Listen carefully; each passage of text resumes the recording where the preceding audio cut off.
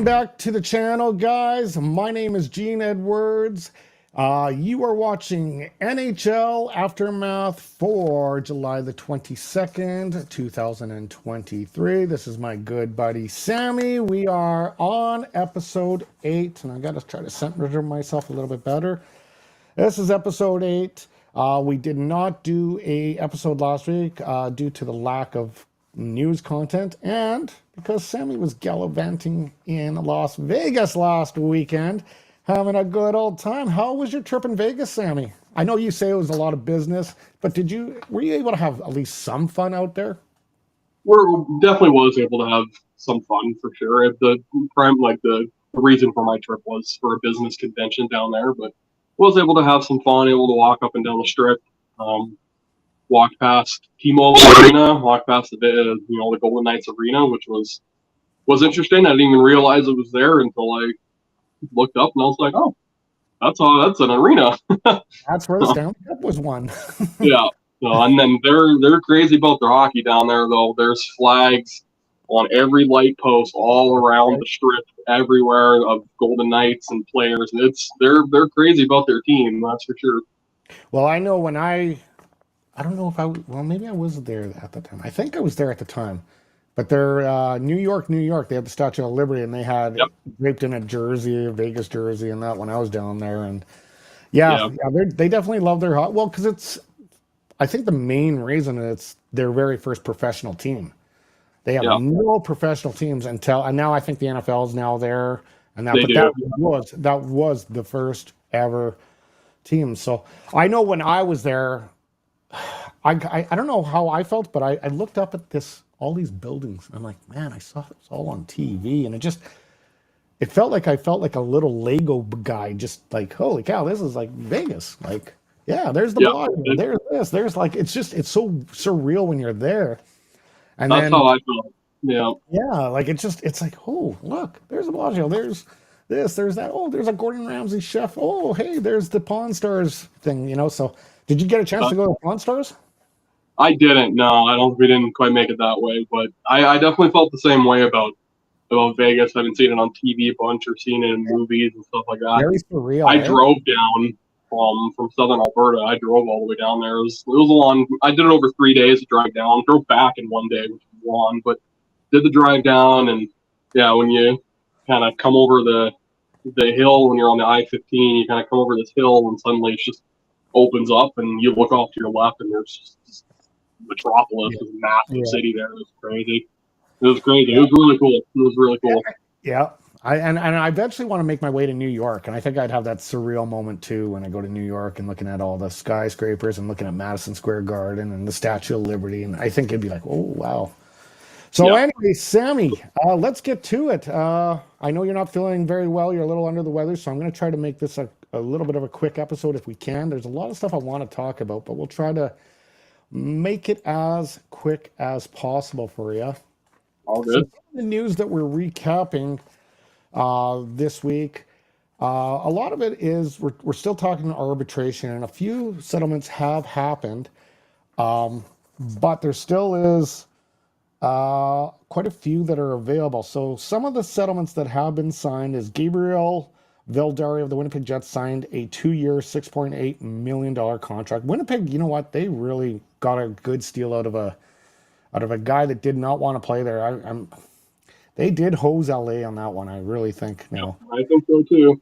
Also, Cale Fleury of the Kraken, he signed a 1-year deal. I'm just naming off a few, but some of the ones that are still outstanding: Jeremy Swayman, Troy Terry, Ryan McLeod of the Oilers. So, yeah, like, do you think, like, which of these? I don't know if you know which ones are out there, but do you have any idea of any of these ones here, like especially Ryan McLeod, Troy Terry, and Jeremy Swayman? Are they going to be resolved before the actual arbitration date? I haven't heard any rumors on any of them at all. And usually, like, you hear some rumors about, someone here and there about signing. Like Vince Dunn just signed as well with Seattle. We've got his avoided arbitration there.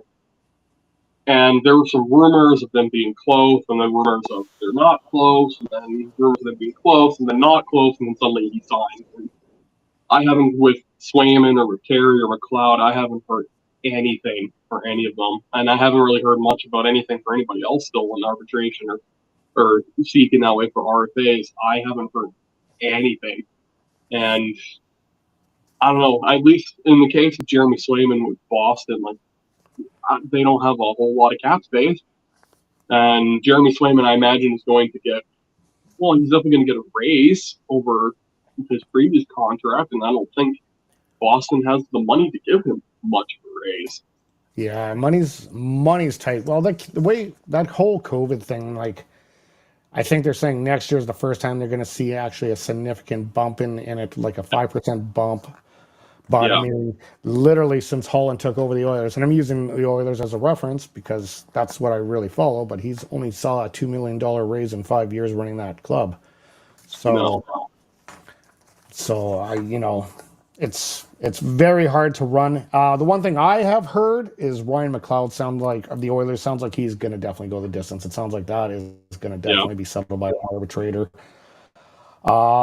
And yeah, that's about all I've heard too. It's been kind of crickets for me too.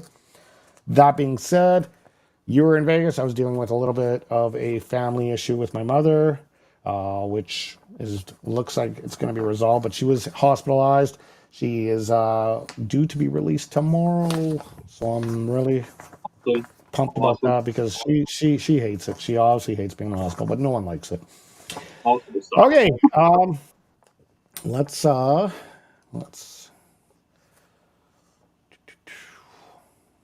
okay, 1 second, Sammy.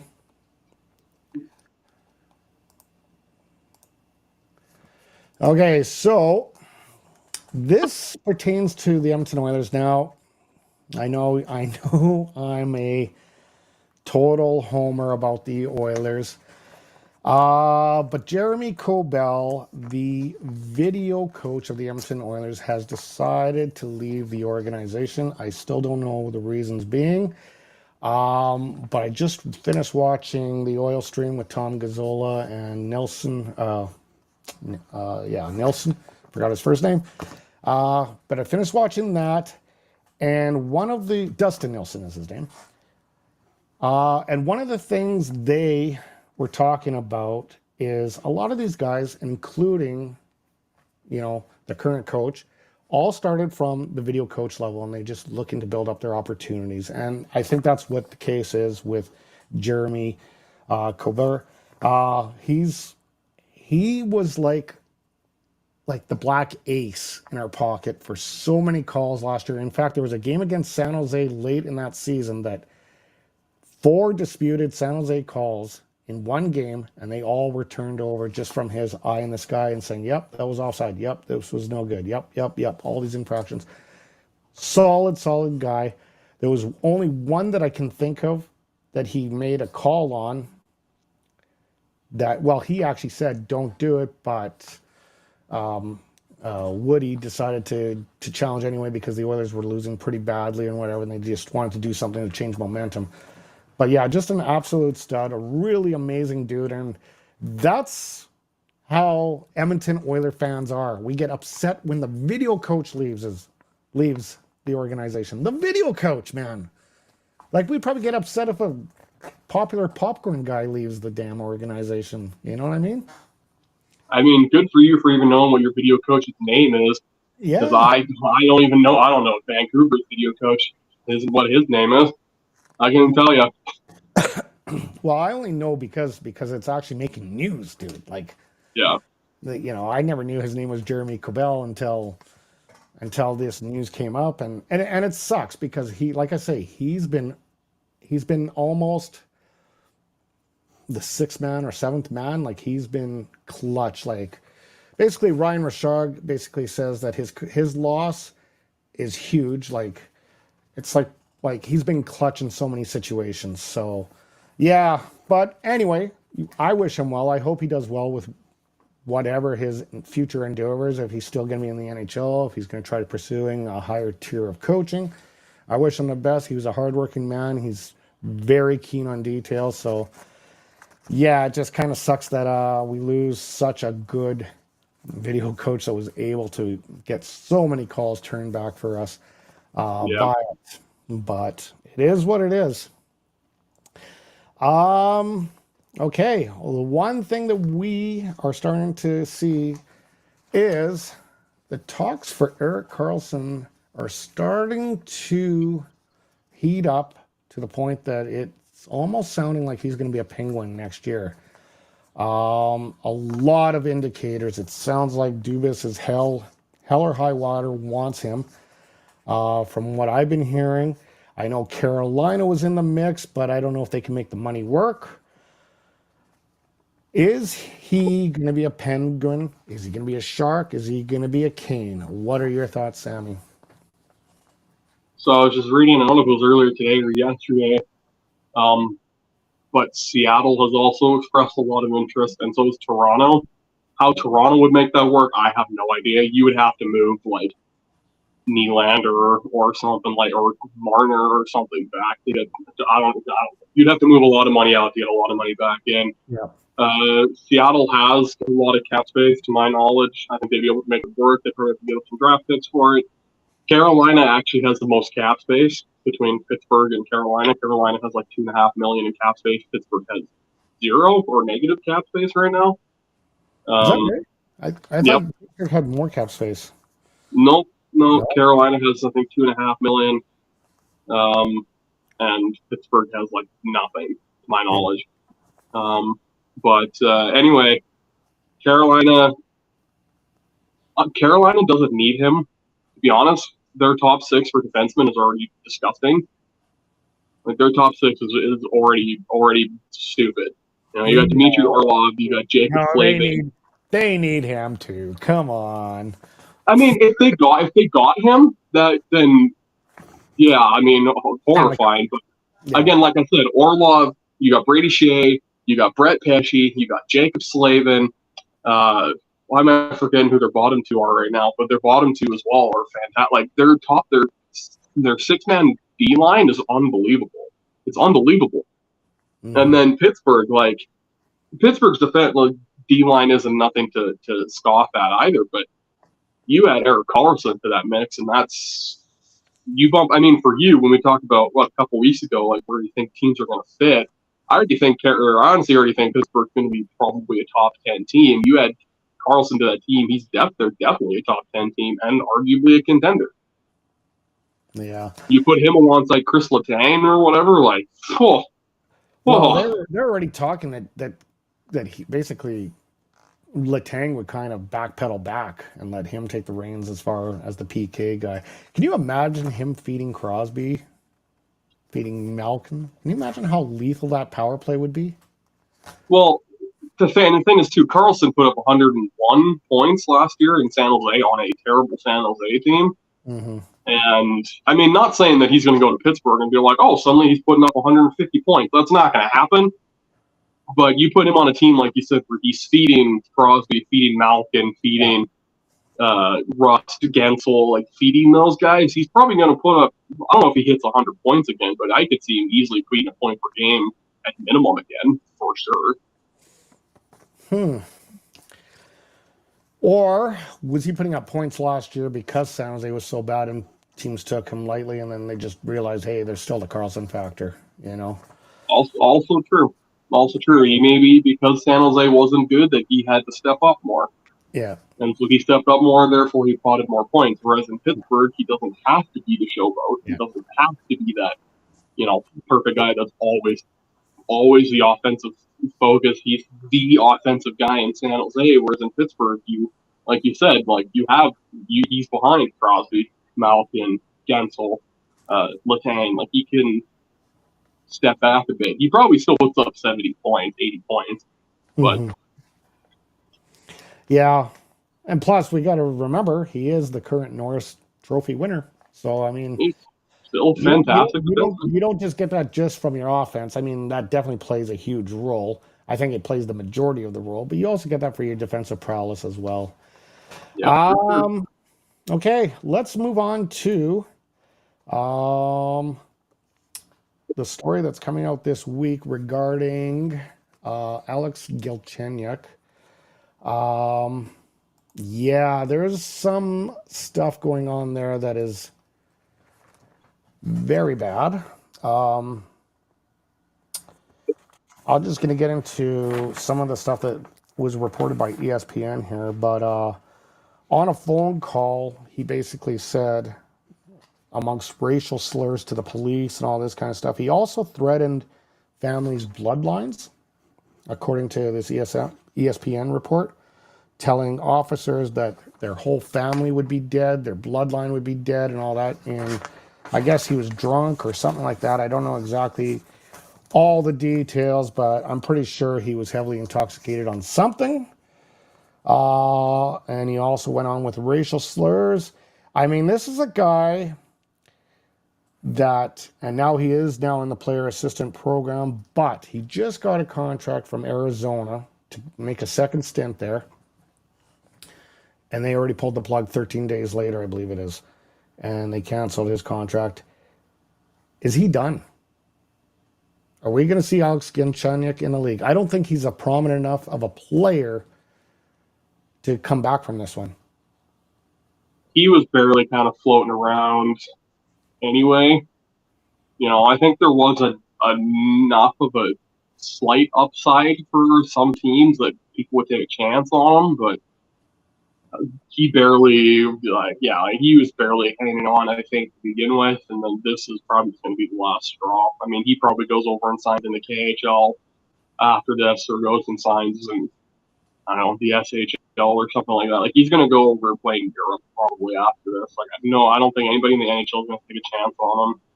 Anybody else any other team is going to have anybody in the minors that are going to be a better fit to come in and play. Honestly, any team could go out and sign Jaromir Jagr, the 45-year-old beast that is still playing in Kladno. Could probably, anybody could sign him, and he would come over and make more of an impact than Galchenyuk does. Yeah, I totally, I mean, that's one hole to get out of, and especially when you're threatening making death threats to, like, not good at all. Okay, let's move on to. Let's move on to what else are we going to. Oh, we're on to the 5-segment question. So we're hopping through this actually pretty quickly there, Sammy.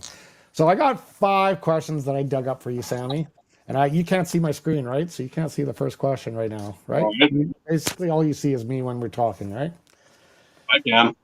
Oh, you can? So you can see. No, I can see your screen. Oh, okay. Okay, so you can see the first question. Yeah. Okay. Will they repeat? Will the Vegas Golden Knights repeat this year? No.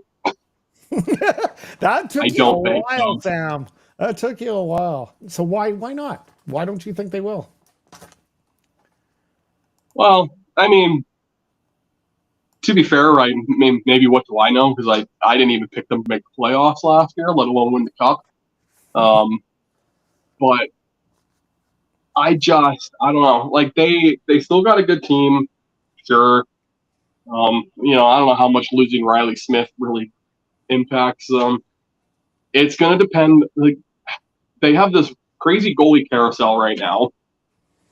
Yeah, Logan Thompson played good this year. Aiden Hill in the playoffs was pulling out, 2012 Jonathan Quick and 2011 Tim Thomas numbers. Mm-hmm. He was insane. But I don't. And then still you still got Robin Leonard. What do you do with Leonard? I don't know. I just don't have any goalie can be hot for a short period of time. Vegas, I think, vastly overpaid Aiden Hill. Yeah, he won them the cup, but I don't think he's as good as that salary and that payment advertises. Mm-hmm. I just don't have. In their goaltending, I don't have a belief in their goaltending. I think more than anything, I think they'll still make the playoffs, but I don't think their goaltending will be as good as it was this year. Well, and historically, it's proven that usually goalies don't, when they have that one crazy lights out year, they usually don't repeat it the next year. Bimington. No. No. Who else? Quick. You know what I mean? Like all these guys, you know, they usually don't. They have that one lights out playoff that, and I honestly think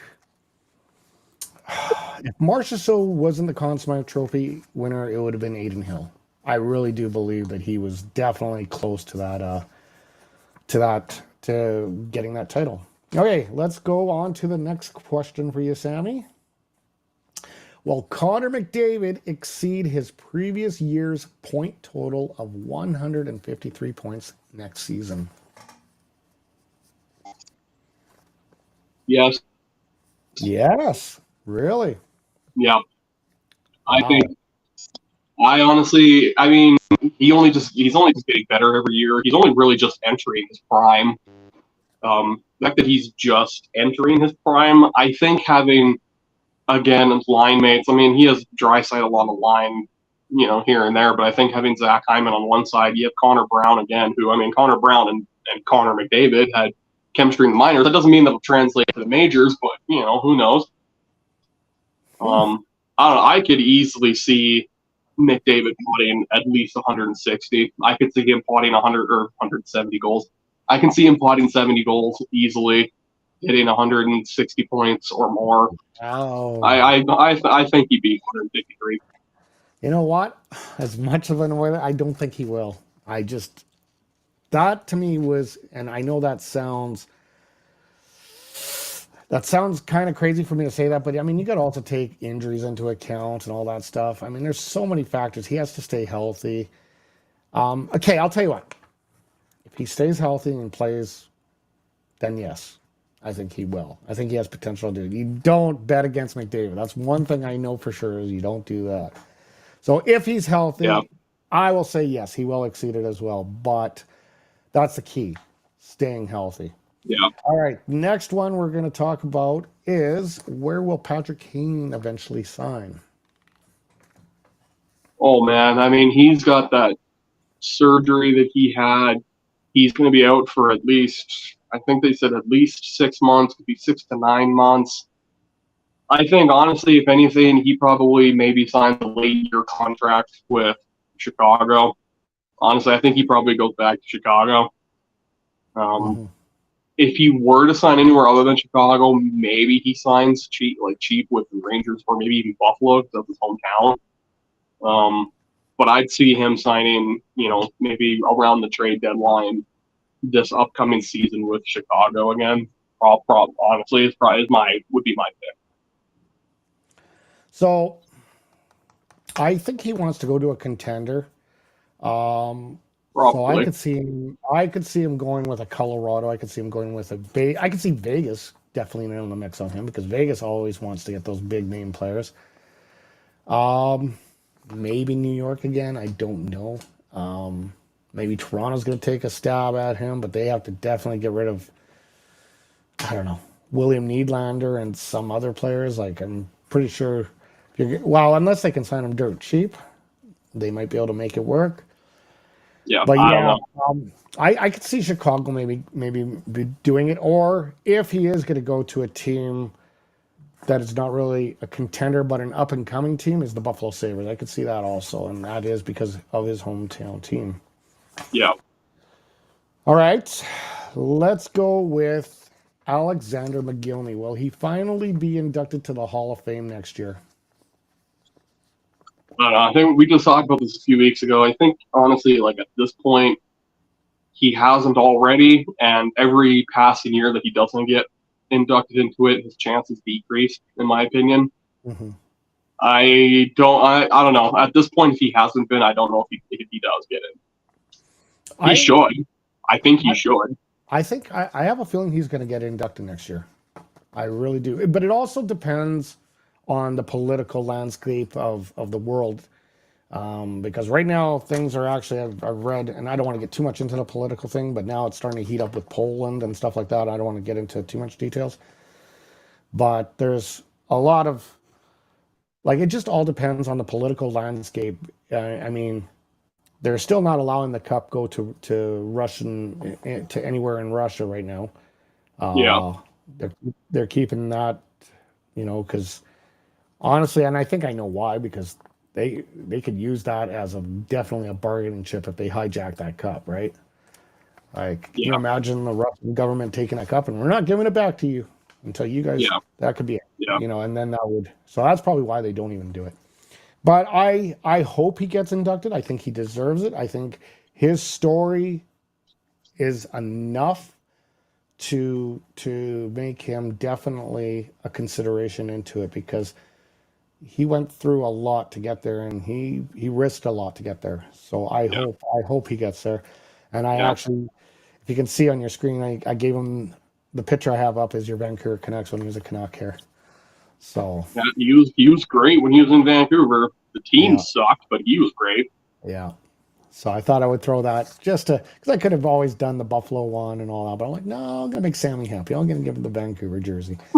And the final question for you, Sammy, of 5 big questions. Currently sitting at 822, only 72 goals away from catching the great run. By the end of the season, how close will Ovi be to catching Gretzky's goal record? How many goals do you think he'll be off of by April of next year? He potted what 50 this year again, I think. So even if he slows down a bit, I would think he still pots no less than 40 next Mhm. year. But I wouldn't bet against him still putting up 50. I'd say at minimum he has 30 goals to catch. Mhm. At Yeah, minimum.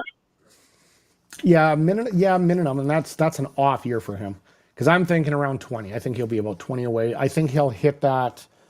I think he'll break that record in maybe mid-November next season. Yeah. That's kind of where I think he will, and it'll be a historic thing. I hope that the schedule makers actually plan it where they're playing Edmonton. That'd be pretty cool. Yeah, To I mean, I think Washington's primary focus right now is getting Ovechkin to break that record because they're not mad. I still don't think they're making the playoffs next year. I would be shocked if they did, especially with Mhm, Kuznetsov actually having demanded a trade now. mhm.